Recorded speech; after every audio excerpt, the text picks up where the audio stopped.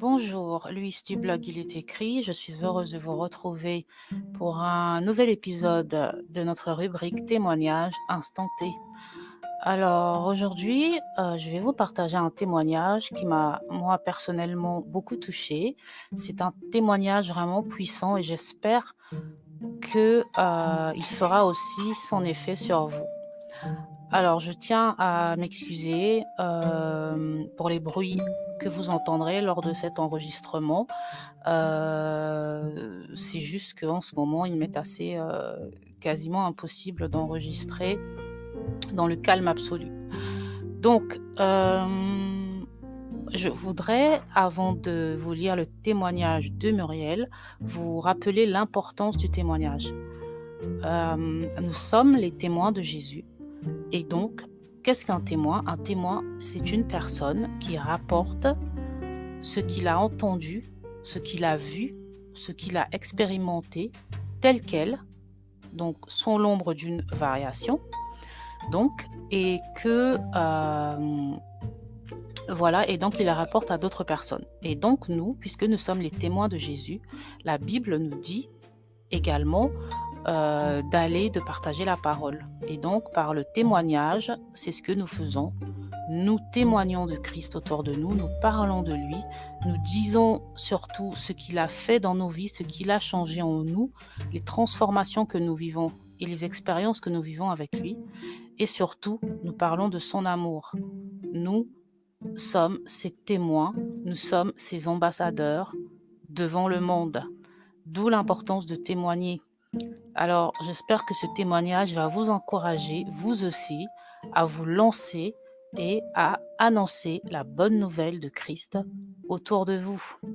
Alors, prenez place, une bonne tasse de thé ou une bonne tasse de café et nous allons commencer notre petit voyage dans le témoignage de Muriel.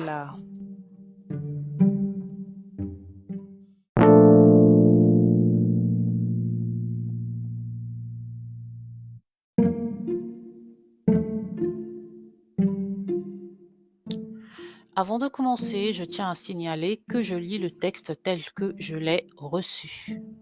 Je commence donc la lecture du témoignage de Muriel. J'ai rencontré Jésus alors que je ne le cherchais pas. Issu d'une famille catholique et en plus animiste à un point inimaginable, je n'imaginais pas le rôle que Jésus joue dans nos vies. J'étais l'exemple même de la personne ordinaire. J'aimais le monde, je pensais que Dieu était content que nous menions chacun nos petites vies sans histoire, alors c'est ce que j'essayais de faire. Être la bonne épouse, la bonne maman, la bonne amie, la bonne fille, la bonne sœur, sans réellement savoir ce que signifie être bon, car j'étais l'opposé de bonne, sans savoir que sans Jésus, il n'y a pas de bonne personne du tout. Jésus est arrivé dans mon cœur un soir où je ne m'y attendais pas du tout. J'étais dans une période où je me questionnais beaucoup sur pourquoi Dieu laissait un certain nombre de choses se produire, pourquoi c'était toujours l'Afrique qui souffrait. Je voulais comprendre et je demandais souvent à Dieu où et pourquoi il se cachait. Alors ce soir-là, j'ai senti la puissance de Jésus. D'abord dans mon dos, comme une chaleur, un amour qui m'enveloppait et qui a ensuite transpercé mon cœur. Je me suis mise à genoux et là, un miracle s'est produit. Jésus a mis un écran sous mes yeux et sur cet écran, mes péchés ont commencé à défiler. À chacun d'eux, je savais ce que j'avais fait de mal et j'en avais honte. Et je disais, pardonne-moi Seigneur, tout en pleurant à chaudes larmes. Ensuite, un autre écran est apparu. Et cette fois, le Seigneur m'a montré toutes les fois où il a été là pour moi, que j'en ai eu conscience ou pas. Et je pleurais abondamment. J'avais une grosse haine dans mon cœur pour certains membres de ma famille, parce que ma fille a été abusée par l'un d'eux et que les autres l'ont défendue, me faisant passer pour folle. J'en souffrais beaucoup, sans plus en avoir conscience. Et je l'avais enfoui au fond de moi. Mais Dieu connaît nos cœurs et savait que c'était ce qu'il me fallait nettoyer avant tout dans mon cœur.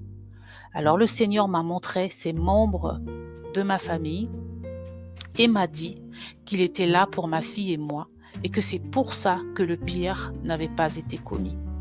Alors il m'a demandé de lui remettre ce poids. Je le lui ai remis.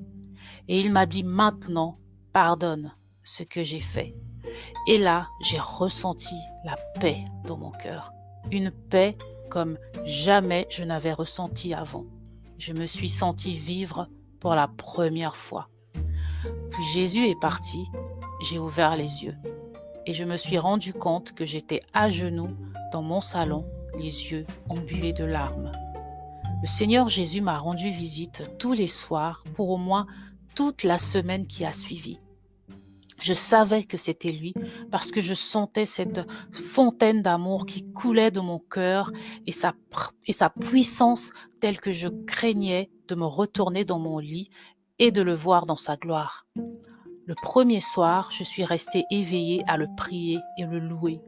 Le deuxième soir, il m'a laissé commencer à nouveau, puis au bout de 2 minutes peut-être, il m'a dit « Arrête ». Et j'ai été surprise.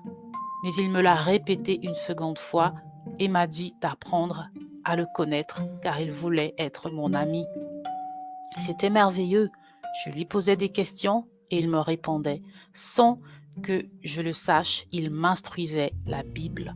Il m'a encouragée à lire la Bible et je pleurais de joie à chaque fois que je lisais des choses que le Seigneur en personne m'avait enseignées.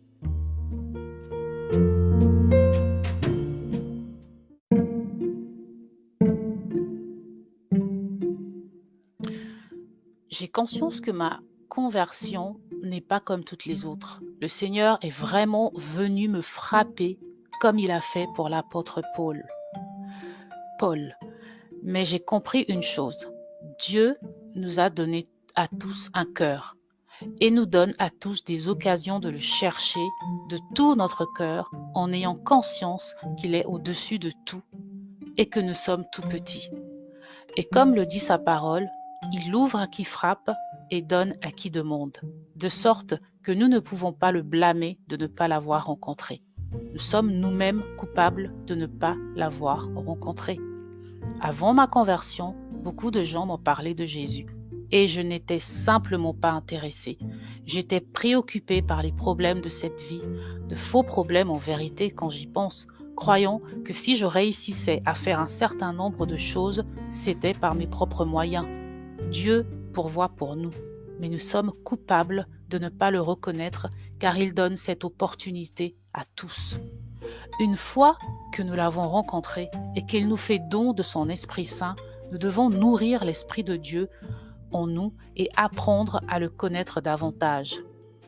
Et ça, nous le faisons par la parole, lecture quotidienne de la Bible et la prière, relation personnelle avec Jésus. Sans cette nourriture à notre esprit, nous n'apprenons pas à connaître notre Dieu et nous sommes susceptibles d'être en proie à de fausses doctrines. La Bible nous apprend qu'une fois que nous recevons l'Esprit de Dieu, il nous enseigne toutes choses. Nous n'avons pas besoin qu'on nous enseigne. Je ne dis pas de négliger les enseignants, mais nous sommes en mesure de reconnaître les vrais des fausses doctrines, les vrais des faux pasteurs. Jésus nous prévient des loups en habit de brebis. Et le salut, nous pouvons le perdre. Judas était un proche de Jésus, mais où a-t-il fini? Parce que par son cœur, il a laissé le diable l'envahir.